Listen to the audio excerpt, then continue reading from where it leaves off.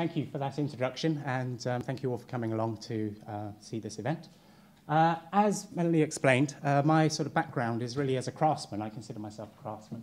I grew up out in the middle of nowhere in Suffolk in the countryside and had a very direct connection to the land around me. I was from a very early age making things, transforming the materials that I would find around me into things that were either fun or useful. So I sort of, from a very early age, developed a love of craft and a love of making things.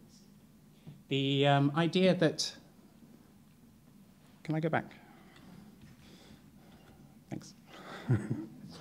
The idea, I suppose, of looking at how you can develop your skill through making was very important to me, and I was fortunate enough to then sort of come into London and study at university, where I sort of studied jewellery design and silversmithing.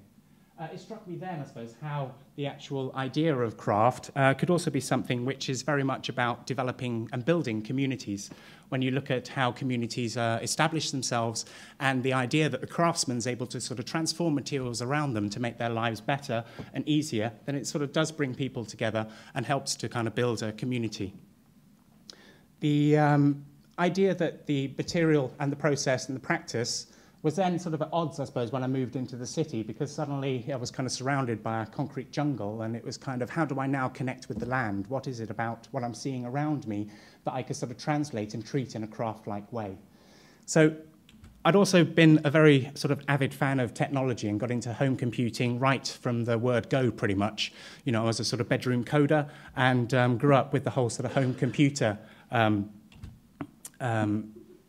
movement. And from that, obviously, was able to kind of program and basically start to use computers for graphics at a very early age. So when I moved to the city, I was able to continue that and then start using bigger and better machines. When we think about technology now, I suppose we are all connected to the internet. We're all able to kind of see what's going on. I don't know if there's any way we can just stop the slideshow from just moving forward. I often kind of consider it to be like a portal of diversity. It's amazing, I suppose, just how much there is when you kind of think about daily activity online. People are doing awesome things, it seems, you know, every day. Teams, groups of people, individuals are all sort of realizing their dream, getting it up online and telling the world about it. So from my perspective, I suppose, it's very much looking at how, you know, if you've got an idea and you really go with it, then you can sort of look to actually build, you know, your own community around your idea and use the technology as a platform to actually launch that idea. The idea, I suppose, that our devices that we use, our technological devices, also meets with customization, because I don't know how many of you are aware of the fact that each time you kind of use your PC or your mobile phone or your smartphone, they're already kind of configured to your preferences. Things that you like are already there sort of in your hand. And my phone is set up very differently to your phone. So you're already kind of experiencing a customization process that's actually happening through your mobile device or through your laptop PC.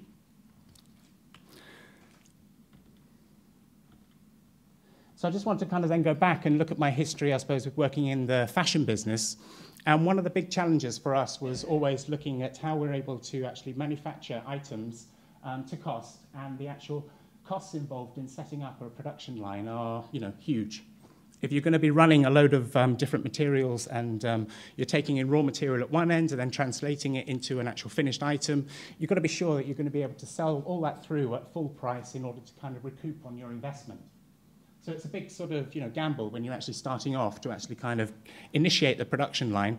And when fashion is really all about supply, I mean, fashion is all about change, you know, you need to supply on a continual basis, and you've got to be sure that you're able to kind of clear all your product in order to kind of make that a sustainable sort of activity.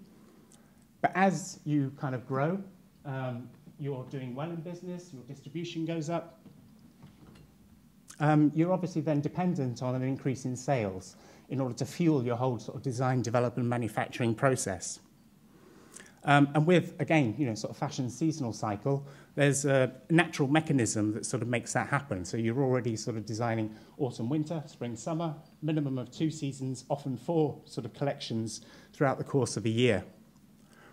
if you want to actually maintain, I suppose, the price point that you've set, then you're looking for manufacturing centres around the world that are able to actually deliver your product at a particular cost. And this is, I suppose, where the ethics come in, because are you able to kind of maintain your price point whilst sort of including developing nations around the world, and as they actually want more from what you're actually providing,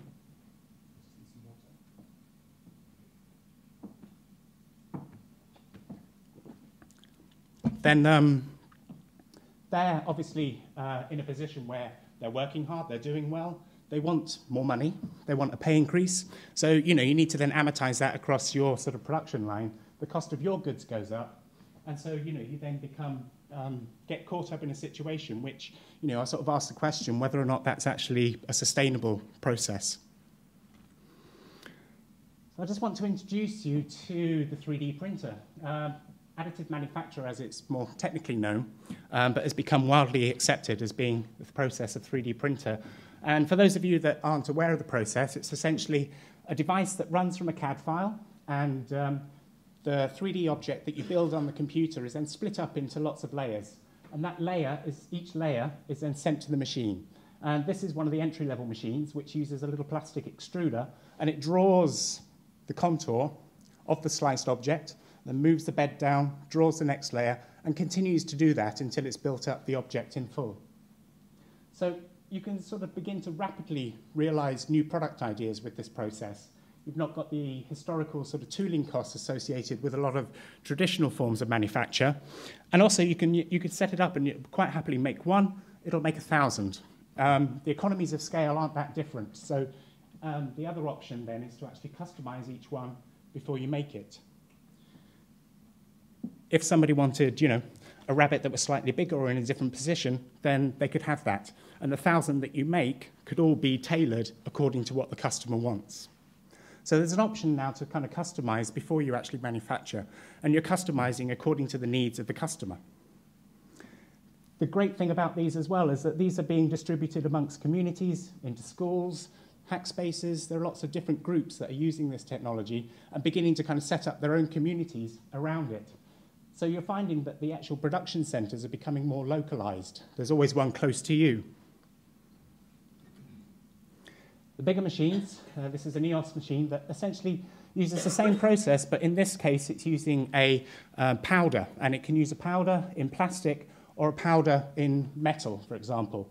And it uses a laser to actually fuse that powder into a solid object. The idea with these machines is that they are obviously built to produce a more professional looking item, higher control in terms of finish.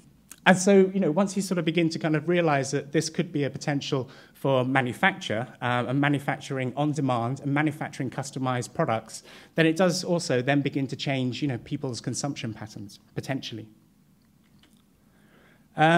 You're able to use this technology to also produce new sort of forms, new shapes.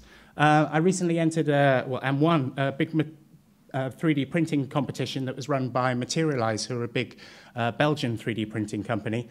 I just brought it in with me just so you can sort of see what you're able to do. But we were restricted with this where we had a 20 centimetre cube volume. But I wasn't sort of going to use that as a restriction, so ended up producing something that was all built in one go, so everything was hinged, and it was all built in the upright position, so that when it came out of the machine and was turned over, it would then all open up. So there was no assembly required. It was able to actually just build this all in one go. So it does mean that creatively you can start to get much more sort of creative in terms of the types of forms and things that you can come up with.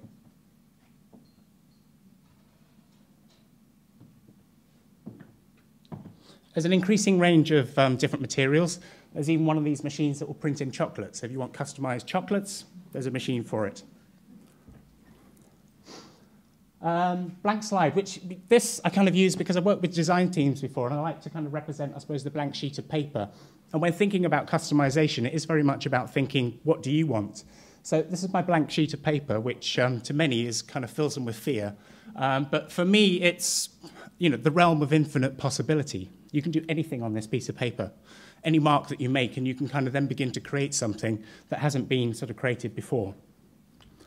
So when starting, I just wanted to kind of take on board all that I'd sort of learned and encompassed from my experience in different kinds of industry, and how was I going to kind of come up with a new item that used this rapid prototyping or additive manufacturing process to produce a range of customizable jewellery. So the basics are essentially a series of rings and bangles onto which you can attach charms. So these are all printed on demand, and now the idea is that the customer can decide how they want to adorn their various items. This is how it works. And from that, you begin to kind of see that you open up the possibility to do lots of different types of things.